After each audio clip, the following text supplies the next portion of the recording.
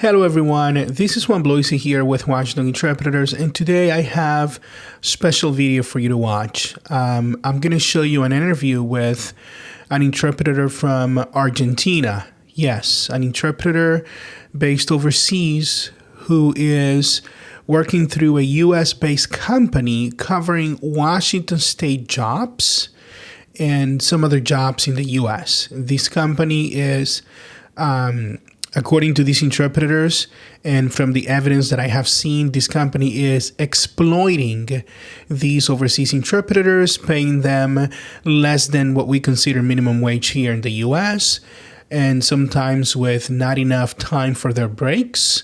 And this is going to be a shocking and appalling interview, but you have to watch it. I have been warning you for the longest time through Washington Interpreters how state agencies here in Washington have been outsourcing our jobs. And now you're going to see firsthand from these interpreters' testimony how it's being done. And in human conditions, these interpreters have to perform under these companies. So I want you to please pay attention to this interview and understand why this is happening. I want you to please share this video with everyone you know. And as you can see here, this interpreter, I redacted their name, says, I'm bilingual, but still I have been working as an English, Spanish, OP, and VR interpreter for almost 5 years. Now I'm done with it. This interpreter is doing video and phone interpretation. You already know many interpretation agencies choose to hire people overseas to save money on both payments and benefits. This cheapens the certified interpreter's work and exploits people in need like me and many of my Latin American fellow workers. Here the interpreter says, I'm working for Globo Language Solutions at a rate of $7.50. or 12 cents per minute for phone interpretation and 17 cents a minute for video interpretation. There you have it. This is the reality, okay? I even understand that I cannot be paid the minimum wage in USA because I'm not there either, but this is just too low for the amount of rules and absurd demands that are being imposed to us. Many other companies pay between $4 and $6 per hour, if you can believe this, okay? So they choose to pay per minute on ranges of 3 cents a minute to 20 cents a minute, if you're really lucky. This is crazy. And then, but look at this paragraph right here. This interpreter says, I have committed perjury several times while working on my first agency because we had court calls where all of us got asked under oath if we were certified to work on whatever county, state the call was from. Granted that I didn't get any case that was too serious, mostly divorces or child support arrangements, but I wasn't comfortable at all. And of course, I didn't like doing any of that. Unbelievable. The interpreter continues to say, I know that coming to you is unfair because I'm one of those damn Latinos stealing our jobs, quote unquote, but we are not having a walk in the park either. This is a new form of slavery and nobody cares. Something they use in their favor to maximize earnings. Thanks for your time, even if it was a small rant, and trust me, I have a lot more to say. Well, this is why we're having this interview. Now, I want you to look at this company. This is the company Globo. I wanted you to, take a look at this company so you see. They provide on-demand and scheduled solutions 24/7, 365 days a year. Okay. And you could actually find them if you do a simple Google search. And it says interpreting made easy. They provide interpreters in 430 plus languages whenever, wherever. All right. And they provide interpretation in many industries. It says right here, healthcare, insurance, call or contact centers, call centers, right? And also education and government. So there you have it. And this company is headquartered in Pennsylvania, city of Philadelphia. And that's their address right there. Now, without further ado, let's welcome our anonymous interpreter to start the interview. Well, hello, anonymous interpreter. How are you doing tonight? I'm doing well, thank you. How are you? I'm doing great, considering, a little under the weather, but doing the best we can here. But I am so excited about this interview because when I received your email with all of that evidence and everything you described about this company, Global Language Services, I was very appalled. And I had a mix of reactions. I was upset. I was concerned about you and other interpreters undergoing this treatment. And also, I wanted to expose this and see what we could do to help you to raise awareness about this situation. And so, once again, thank you for being here. You are very brave to come forward and speak out on these issues. Okay, so anonymous interpreter, one of the issues that you were telling me about was how sometimes you would even cover appointments from Washington State. How is that so? Well, to be fair, that was with my first interpreter agency. They were working with the court on Washington State. I had many court calls, mostly about divorce or alimony, so I didn't get anything serious. But one of my friends at the time, I think she did had some kind of narcotraffic, a trial that was like very hard for her because she couldn't believe she was doing it. And one of the things, that made me walk away from that agency and some others was that whenever you have a court call, they take your oath. They ask you, are you certified, in the state of Washington? And I'm clearly not, because I am not in the state. Right. And I have to say yes, because I cannot decline the call. All these companies, they don't want you to hang up or to transfer the call unless it's something like super, super serious. But, I am not certified for court calls in any state. And, I never felt comfortable with that because, it's lying, it's perjury. It happened with Alaska courts as well. And so I'm really sorry, but I had no choice. Right. No, so you're saying that these companies wanted you to say that because they wanted you to take the call and perform the assignment. So you had to tell them you were certified. So they were forcing you to commit perjury. Is that what you're saying? Essentially, yes. Because, even, for any random call, if they ask me where I am, I have to say that I'm somewhere in the States.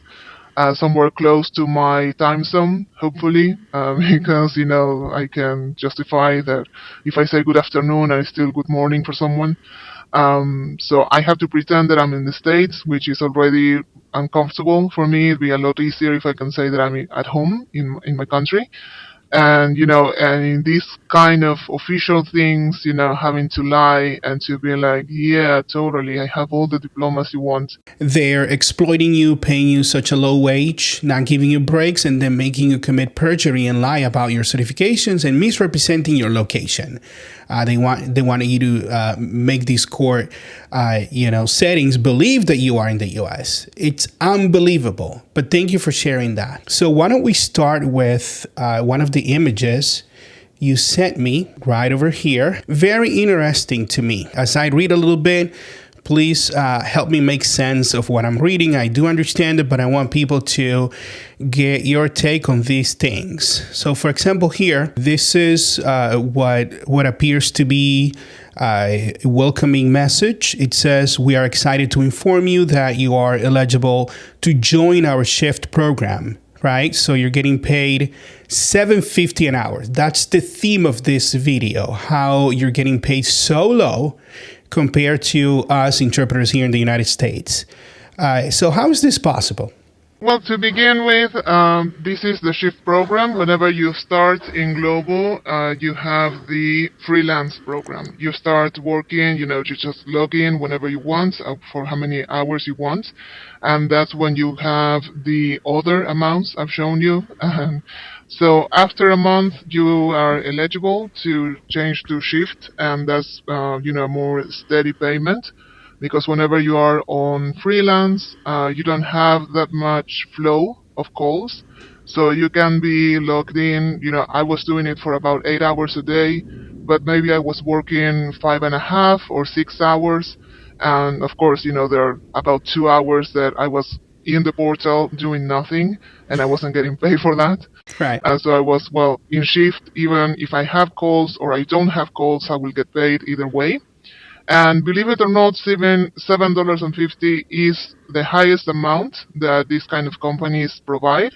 There are many companies here that are outsourcing in Latin America. Maybe not directly. Sometimes they do it through a third-party company, but usually it's about between $4 to $6. So $7.50 was a lot for me at the time, and that's why I took on the job. Wait. So this is the highest you can get from any company where you're living, at. So this is the company that pays the most. Is that what you're trying to say? Yes, Globo is known for being one of, I think there are other two companies that are paying about $7. And yes, and actually a couple of years ago, Globo used to pay $8. And apparently, to those who got into Globo around 2020, 2021, they were getting about $10 at the time. So the amount is getting lower as time goes by. So this is standard practice for many language agencies here. They start paying you a set rate, and then new interpreters get less and less until they get rid of the old interpreters getting the most. And that's very concerning. It's abusive. It's really inconsiderate to interpreters, and it's exploitation. I'm really surprised. I didn't know about this before, but when you were mentioning some companies paying $4 an hour. Yes, actually those are the most common companies. When I just started, around the times of the pandemic, and I was getting $3.50 at the time. Believe it or not, it was for a different company. Of course, it wasn't Global. So I was getting $3.50 because I was just medical and social interpreter after doing supposed to be a test, and I became legal interpreter as well. That's when I started to get $4 the hour. The second company where I got in, it was also $4 the hour. I only changed because, one company was very toxic, the other one wasn't that much, and eventually became toxic, and and then I jumped to Global. But yes, that is kind of the standard practice, about $4, 6 if you're very lucky, and 7 in the case of Global, because Global always looks for interpreters that already have experience. Wow. See, that's unbelievable. And to anybody listening to us right now, watching this video, this is exactly why I wanted to have this anonymous interpreter with us. I have been warning you through Washington Interpreters since years ago how the state of Washington has been outsourcing our jobs overseas. And of course, I want to make this clear. I do not blame this anonymous interpreter here or anybody living outside of the United States for accepting jobs offered to them. They're trying to survive. They have skills. In many cases, they have certifications, so they deserve to actually work for a living. My thing is, they're bypassing interpreters over here and then exploiting these interpreters overseas, which is a very predatory way of conducting business. And so this is not acceptable. But there is more, because I see they pay 17 cents for video interpretation. Can you tell me a little bit more about this slide right here? Well, actually, those are my fees even to this day. That's when I started as you can see, freelance interpreter. So at that time, I could log in whenever I wanted. So I got paid per minute. So 12 cents for telephone and 17 for video. And even now, even if I'm making $7.50 the hour, if I have a call that is too long and it goes beyond my shift, it will be paid with those fees. And actually, not all the interpreters have the same fees. Some of them have less than me, some others have more than me. And so that's kind of weird because I guess we should all have the same, even if we got into different times. But some of them have like 10 for phone, or 13 for video. And it really changes a lot from one person to another. So yeah, I'm still getting that. Wow. See, that's another thing that we've been dealing with here in Washington State, the whole United States pretty much, how they devalue over the phone and video interpretation. And to me, it is the same skill. You're still interpreting when you're providing services through video or phone interpretation, because I would argue it's actually harder for an interpreter to conduct a phone appointment or a video appointment because of the technical difficulties and dealing with the staff, dealing with sometimes rudeness from both providers and people involved in the call. Have you experienced any of that? Yes, of course, some providers are very rude. And one thing to also sort of bring up is that Globo provides the devices. I mean, sometimes they do use their own cell phones or their own phones, but more often than not, this is equipment that Globo gives them or sells them, I guess. Sometimes, lately there's been a lot of complaints of echo when doing video calls, and it's annoying, so to speak, because you are trying to make a rendition and you can hear your own voice, and even if you try to ignore it, eventually you do listen to it and you kind of lose your own thoughts, your own train of thoughts. And the provider doesn't notice and the LEP doesn't notice, but we do. And we've been asking, for a fix-it. They patch up the portal every day, pretty much, but there's no fixing on the situation. And well, the phones sometimes, if the line is breaking up, or sometimes it's from the provider's end or whatever. Yes, so we have all kinds of issues. People who think that we are an AI. I get upset when we ask for repetition, and sometimes they speak very, very fast, and you need to, for them to repeat something, and they don't like it. They don't like, I don't know. Sometimes they eat on the phone. It's something I cannot stand. You're provide. I mean, not just for me, but the LEP doesn't deserve to hear you munching on something. But well, that's Basically, you're echoing many of the same frustrations we have here with video and phone interpretation. And to top it all off, they want to devalue the rates. That's what I'm really focusing on right here. 17 cents a minute for VRI. That's just nothing. And here, they do the same thing. I mean, we're not getting paid that low, but they pay less. They think somehow what you're doing is less of a job, or your skills diminish. And that's what I'm arguing. When you're doing phone or video interpretation, you have to be aware of more things. You're investing in a good internet service. Like, I pay a lot of money to have great internet here. And so these are the things that these companies do not understand, sometimes state agencies. And that's what we're here for, to raise awareness about these things. But moving on, this is a payment detail report.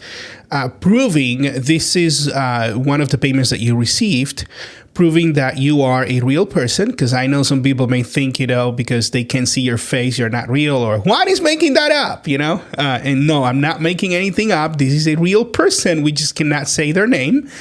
But yes, as you can see right there, this is the company Globo Language Solutions. They're from Philadelphia. Right here, I do see one of the images you shared with me from a WhatsApp group. Can you tell me more about this image? Well, actually, that's from Slack. We have a Slack channel that I really don't see the purpose. We are not supposed to share, if you have any kind of outages, or, if you have any kind of issue with the portal or something, that is not the place to report it. But we still have the Slack. I don't know why. But this is kind of the ripple effect of the issue why I reach you on first place, which is that Global has decided to change the way we take our our breaks. So at first, whenever you have 5 minutes per hour for break, and we were able to stack them together. So if you were working 4 hours, then you have a 20 minutes break. If you were working 6 hours, going like that, or 8 hours, you have 40 minutes break. Global now is asking us to take our breaks within the hour. So you have only 5 minutes per hour. And that's when everything blew up on Slack. This person is complaining because if we are actually contractors or freelance interpreters, whatever, they're not supposed to tell us when we can take a break or not. After, I know that you have it on your slides for later, but after a few posts on social media, especially on LinkedIn and Facebook, they change now. It's no longer 5 minutes, but 8 minutes break. Listen, everyone watching this video, listen to this anonymous interpreter. Okay, they are not here in the United States. And if you see this image, this interpreter is providing information to this company from the Department of Labor, okay? Employee or independent contractor classification under the Fair Labor Standards Act. Because are we employees or independent contractors? And anonymous interpreter here is right. A language agency cannot be telling you when to take your breaks or how to conduct your business. And I think, I feel for them. But here also in Washington State, the United States, we have allowed these language agencies, the state agencies, to dictate too much of what we do without paying us like employees or providing these benefits. And to me, it's very alarming. They were able to stack their breaks so they could have some time because they're human beings. I mean, even court interpreters here in the United States, they have to have a break every, I believe, 45 minutes to an hour because the brain cannot concentrate after that period of time. You need a break. And then you also need lunch. You have to have some time to unwind, to rest a little bit. That's why you're also having so many other interpreters in a court setting to help you a little bit. So imagine these interpreters getting paid $7 an hour, $4 an hour sometimes, and now they have to take a break every hour for 5 minutes. That is insulting, and I cannot believe this is happening. But watch out, Washington State interpreters. If you do not heed my warning, this is our future. And that union that we have here representing interpreters is not doing anything about it, but that's for another conversation. We're going to continue with anonymous interpreter here. The last one was from the Slack group. Is this from Slack as well? Yes, all the captures I sent you are from Slack. Yeah, we started the WhatsApp group by ourselves. Later, we were trying to do a strike, and some of us really got into the strike. I don't know how successful it was because Globo hired new interpreters. Rumor has it that they are getting paid between $6 and $5 the hour. So, the rate is even lower now. We are still trying, we are trying to fight back somehow. Absolutely. So reading this message here, an interpreter said, whoever said, hey, let's take away their ability to accumulate their breaks, basically took away people's lunch and peace of mind. Hello? It continues to say, clearly this person never went through these phones and wouldn't survive a single day in our shoes. Exactly. You can't have great service giving 5 minutes to eat. And I concur. I totally agree. Not even 20 or 30 minutes is enough time for you to have lunch. Like if you're not working from home, even if you're working from home, you don't have anything ready, you have to go and get yourself up from that chair, cook something, even microwave something, heating something up. It'll take you some time. You need a substantial amount of time to eat. I'm not saying 2-3 hours, but you need considerable time to eat. I'm not going to be the one dictating to these overseas interpreters how long their breaks should be, but 5 minutes, 8 minutes, that is not enough. Okay, let me move on to the next. Can you tell me a little bit more about this one? Well, this one was one of the interpreters. He was, of course, very frustrated, and he asked, kind of a rhetorical question. I wonder if upper management or supervisors and such are willing to take 5 minutes breaks, or if they've already had 5 minutes break before. And one of our supervisors, or I really don't know what's her role on the Slack, I know that she's from upper management, she says, I haven't had a break in 4 years. So condescending. This is unbelievable. Not just unbelievable, but I don't think it's the flex that she thought it was going to be. I mean, this was shared in LinkedIn. There's this group called Interpreter Unions. And they did a very funny post about it, and they were like, "Can someone check on Brittany how she's doing? Let the interpreters poop." Yeah. So this is the kind of I'm not even going to say customer service, but this is the kind of response you get when you raise these concerns. Well, I'm actually upper management and I haven't taken a break in 4 years, so suck it up and deal with that, buttercup. That's what you get. This is unbelievable. Okay, this condescending way of treating interpreters has got to go. And we certainly are not going to be putting up with it here in Washington. And something needs to be done to help you guys overseas because this is unacceptable. And these language agencies, I understand they have costs, they have overhead costs and all that, but paying somebody $4 an hour is just unacceptable. And treating you guys in such an inhumane way with your breaks and everything else is just, ridiculous. That's unbelievable. So let me see the next one over here. Oh, this is Brittany again. Let's see. She says over here, reminder, do not mention you can't see anything until after we ask for that. Also, I am not going to be assisting until tomorrow as I need to go to my kids' karate event and it's in less than an hour. Okay, we will gather the info on who in group 1 needs help today and blah, blah, blah. Okay, but she hasn't taken a break in 4 years. What's going on here? Can you shed some light on this? Well, maybe this was from before. I mean, it was a few months ago. Maybe she was stuck in her breaks, or maybe she has PTOs. We don't have PTOs at all. We don't have sick days or anything else like other companies do give.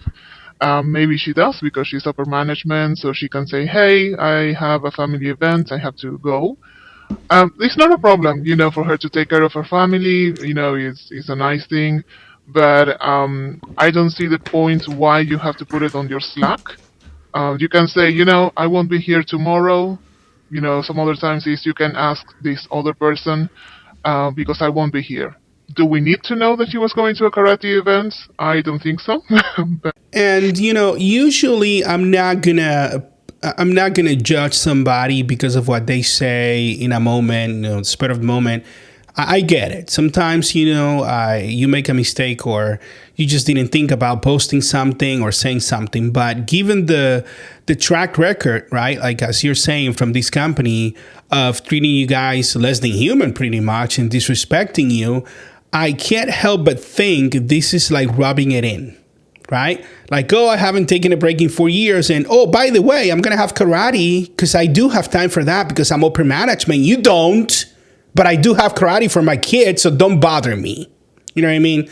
So this is infuriating and it's totally unacceptable, totally unprofessional. Even if she didn't mean it that way, that's no place for you to be talking about your karate breaks when interpreters cannot even have, 20 minutes to have lunch. What's wrong with you? I mean, come on. Because, the joke was that everybody remembered this. So it's like, you did have breaks. That's the whole point. You had breaks, we haven't had any breaks, and now we have less breaks and less time for a break.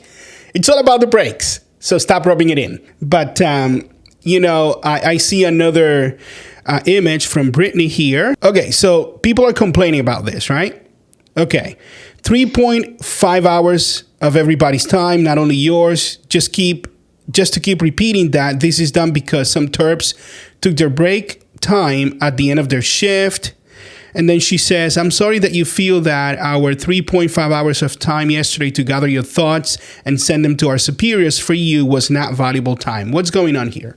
Well, when the break change policy happened, I think there were 2 Zoom meetings to clarify questions and stuff like that. That is what they always say. I wasn't in any of them, but those who were complaining that they keep saying, yes, we hear you, but you have to do it either way.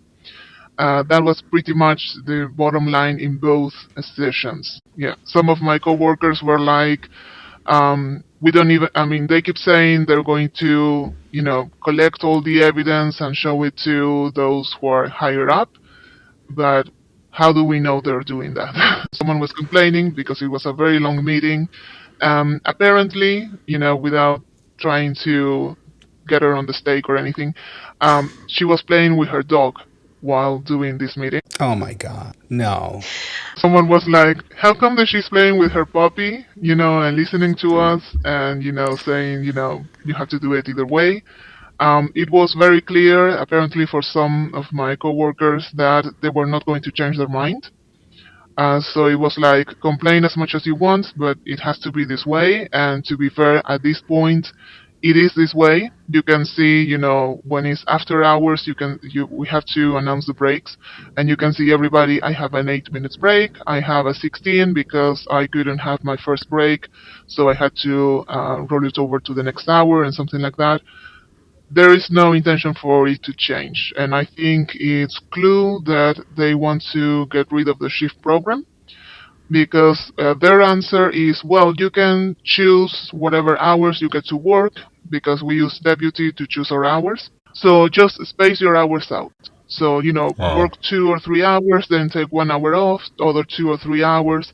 And when you do that, you won't take a break. They don't want us to use our breaks. Maybe even eventually get rid of the shift system. Yes, the shift system, and this is not the first time that we have some sort of idea that that's what they're aiming to, because the shift is too expensive for them. It's a lot cheaper if we work per minute. It's just little by little. Cheaper than the already low and ridiculous, miserable rate they're paying you. It's just ridiculous. And I try to never take things personally, in a personal way. But once again, this is giving me this vibe of condescending attitude here. I'm sorry you feel that our 3.5 hours of time yesterday was not valuable time. In other words, she wants you to feel guilty because she devoted 3.5 hours of her time to listen to your concerns while she was playing with her dog. Like I'm telling you, you guys, by the way, do you guys have a union there? Do you guys have a labor body to help you with these issues? Because you need one. Well, to be fair, in the Slack channel and in the shift program or any kind of program, I guess, in any company, we are from all over Latin America. From Mexico to Argentina and Chile, we're from everywhere. Each country most likely has their own union, but for instance, in my country, unless you went to college and have the diploma, you won't be joining the union. In my case, I'm just a bilingual person. I started off as an interpreter because of out of need. My family was in a really bad situation, and I was like, I speak English enough. I think I can handle it. And now after so many years, I'm an interpreter, so I won't be accepted on the union, for instance. I want to say you're very brave for doing this. Thank you for all of this information. I'm just, very surprised as to how these companies are allowed to operate in your countries without any government oversight. I have to look into that because I suppose they have to have some permits some sort of agreement to operate there. And so local authorities should be made aware of this exploitation, because otherwise, why are you allowed to do business if you're not going to be paying fairly, if you're not going to be treating workers, in a humane way? That's very unfortunate. Well, I don't think they need a permit. They don't have offices in here. If they did, they do have to pay their taxes, and they do have to have all the workers, declared and pay benefits and all of that.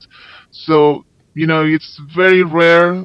There are a few companies that are here in my country, but Globo is not one of them. They don't have a headquarters here. So, with all of these, remote work and such, there's a lot of, it's easier for them not to care about trying to do everything on the right side. I'm pretty sure that they hire us here because they are saving a lot of money in taxes back in the US. Right. And, they don't have to pay for our health insurance or our, retirement benefits or anything. So I don't think, any kind of government is going to get into this unless there is a bigger uproar. But, well, this is what I think for now. Okay.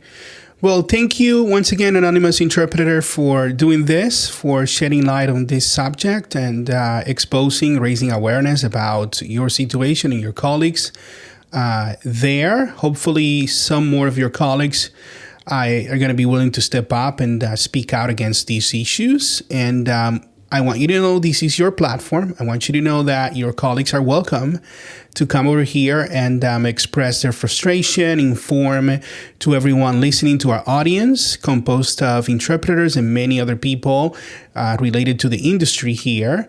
So we know what's going on. And I personally will be reaching out to the state of Pennsylvania to learn a little bit more about what's going on with Globo. If they are going to be using interpreters overseas, they have to treat them in a human way and pay a fair wage.